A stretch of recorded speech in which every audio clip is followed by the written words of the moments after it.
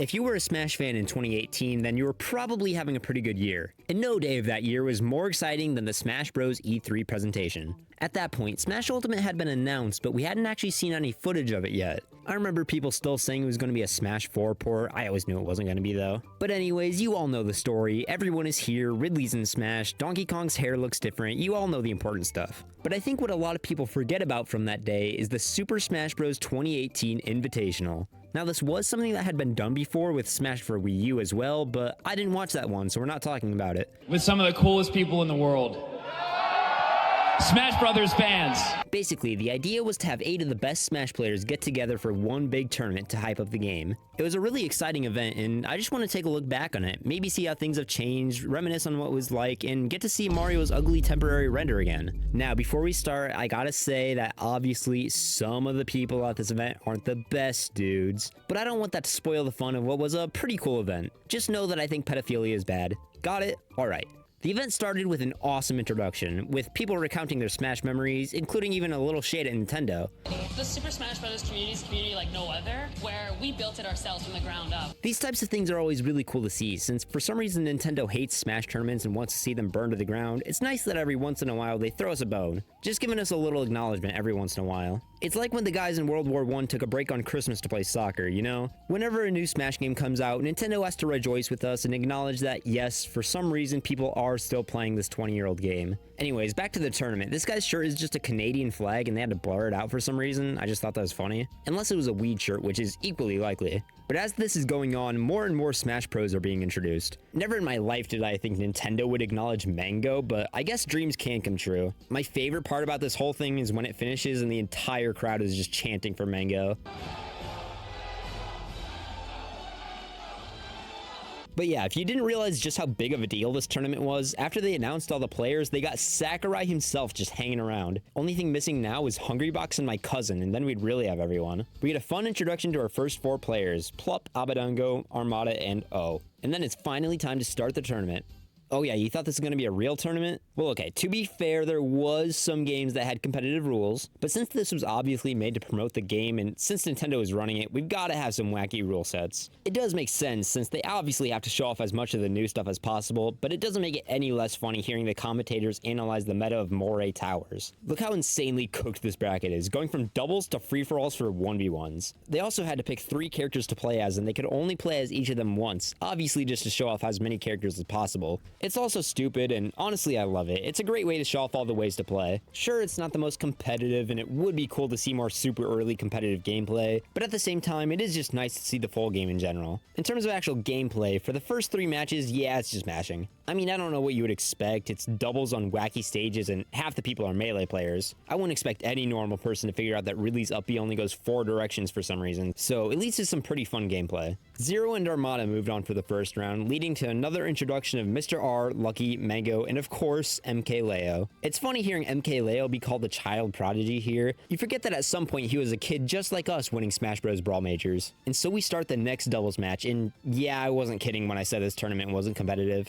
MK Leo and Mango ended up taking this one. I'll spare you the gameplay because trust me, it's nothing to write home about. The 4 who lost were sent to the elimination bracket, or the dungeon as I like to call it, to play one last doubles match, while the winners got to play 1v1s. Honestly, probably the best reward winning in a Smash tournament has ever had. Oh look, they have a competitive stage. Oh yup, never mind, my bad. I think this just shows the beauty of this tournament. 4 of the best Smash players in the world playing this brand new game for the very first time with items on. At least they had Team Attack on, I'll give them that. In the end, Abadango and Plup ended up saving themselves, and by that I mean they get to play free-for-alls next. Before the next match though, one really fun thing they did for this tournament was bring in people from the audience up to play. For the first one, they brought up 4 people cosplaying to play as the character they were dressed as. This is such a fun thing. Honestly, this whole tournament was just fun to watch live. Or at least I think I watched it live. This was like 6 years ago. But now that that's done, it's time to get serious. We're finally to the 1v1s and we're on Moray Towers again. Still, it's cool to see some actual 1v1 gameplay, and we'll get to see some actual competitive matches later. Just stick with me here. Here we've got Zero and Armada, and it's pretty cool to see how not terrible their gameplay is. Sure, it makes sense, they're top Smash players, but for a game they'd never played before, they're doing surprisingly well.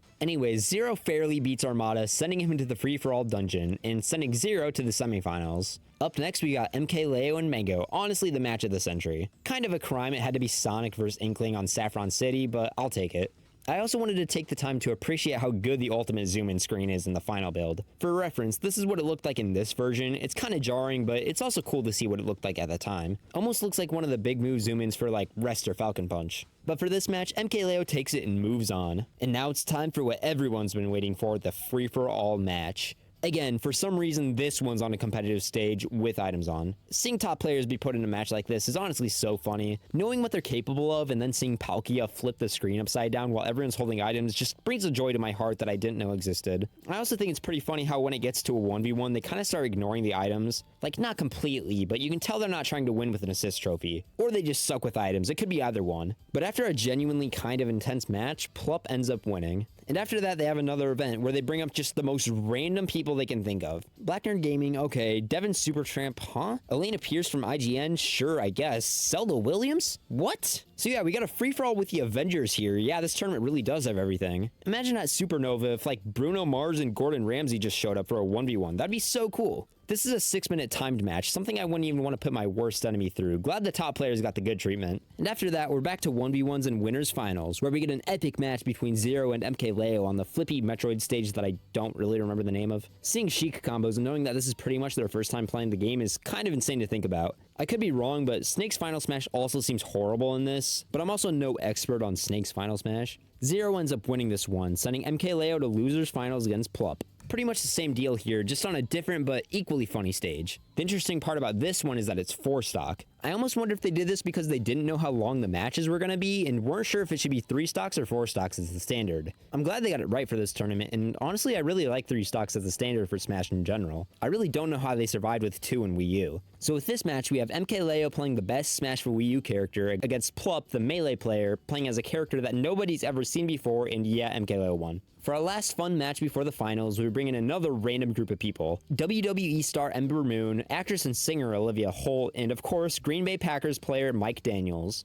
At least the last group kinda made sense. I have no idea how they chose these people. But for this round, instead of versing each other, they're actually doing a 3v1 against none other than Nairo. This is just such a cool thing. Again, another reason why I love this tournament. So much stuff that can never happen at events run by players. Unfortunately, this is also a time battle, but after a fun 6 minutes, Nairo ends up winning, showing just how bad normal people really are. But now, we're finally here. The grand finals, MKLeo vs. Zero. It's really unfortunate this matchup couldn't happen anymore because of, well, reasons, but I'm glad we got to see it here. And for this set, we have actual, full-on, no strings attached competitive rules. Best of 3, no items, and legal stages on. I'm so glad they knew how to finish this off because as much fun as the tournament was, it would have been a little disappointing if there wasn't an actual competitive match in there. This is a really cool set, and I'd recommend watching it on your own. It's literally the earliest competitive Smash Bros. We've ever seen. It's just such a cool moment in history. But anyways, after a long battle, MKLeo took Game 1 as Bayonetta against Zero's Mario. Game 2 was Zero's Sheik versus Leo's Sonic, another matchup I'd be groaning at if I saw it today, but we didn't really know about that back then.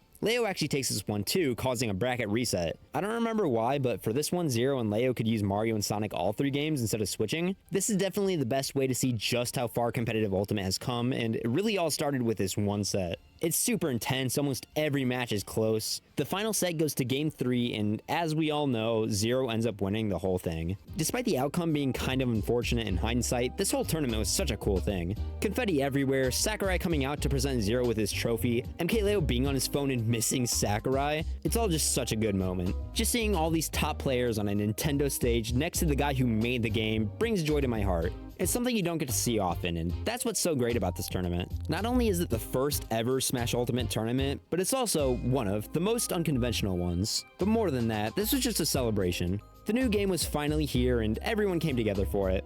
Thanks for going on this journey with me, and looking back at this goofy tournament. It's something I think about every once in a while, and I want to know if any of you guys remember this tournament too. Please give me engagement, I really need it. Also subscribe while you're at it. Let's get me to 5 million subscribers by the end of the year. I know you guys can do it. I'm going to start uploading more, and they're all going to be bangers, don't worry. I love doing this stuff, so if you guys want to see more of it, just let me know. Thanks for watching, and